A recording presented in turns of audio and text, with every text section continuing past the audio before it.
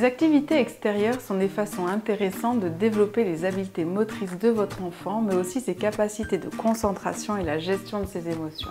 En effet, votre enfant a besoin de courir, sauter, bouger, lancer, attraper pour se muscler, stabiliser son corps et sa posture, tonifier son axe corporel et maîtriser ses équilibres.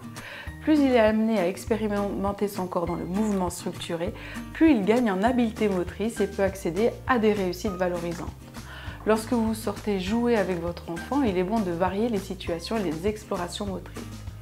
Vous pouvez alterner des temps de jeu où vous devez vous déplacer de façon variée et des temps où vous devez vous immobiliser dans une posture particulière.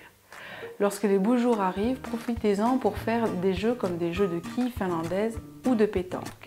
Pour les quilles finlandaises, nous avons déjà vu des idées de jeux et variantes à réaliser avec les enfants.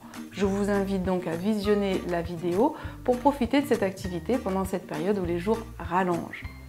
Concernant la pétanque, voici mes astuces pour faire varier ce jeu très connu. Tout d'abord, il est important d'adapter l'outil à l'âge de l'enfant.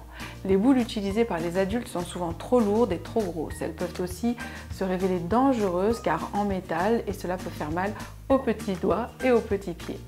Pour les enfants, préférez des boules en bois par exemple, adaptées à leurs mains et rien ne vous empêche de mixer les boules utilisées. Pour vous, les boules les plus grosses et les plus lourdes, pour lui, les plus petites, les plus légères.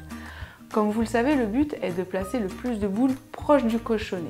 Votre enfant doit stabiliser sa posture, évaluer la distance qui le sépare du cochonnet, prendre en considération les obstacles placés sur son chemin comme une autre boule, un gravier, une petite branche, une déclinaison de sol. Il doit ensuite tirer, lancer, pointer. Ce sont déjà de nombreuses étapes à franchir. Pour pimenter un peu la partie, équipez-vous d'une planche d'équilibre ou d'une planche placée sur un rondin de bois. Vous pouvez vous amuser à stabiliser votre équilibre sur la planche avant de lancer la boule en direction du cochonnet. Vous et votre enfant devez faire preuve d'un contrôle tonique et postural plus important pour lancer la boule sans perdre l'équilibre. Enfin, vous pouvez délimiter un périmètre circulaire autour du cochonnet. Vous mettez un timer que vous placez sur un temps défini au hasard, quelques secondes, 30, 40 secondes. Vous devez vous déplacer autour du périmètre défini et chacun doit se déplacer sans s'arrêter en adoptant des postures particulières. Quand le timer sonne, vous vous immobilisez. Vous êtes alors peut-être accroupi sur un pied, penché en avant. Vous l'avez compris, c'est dans cette position que vous devez lancer votre boule en direction du cochonnet. Cela promet de belles parties de rire.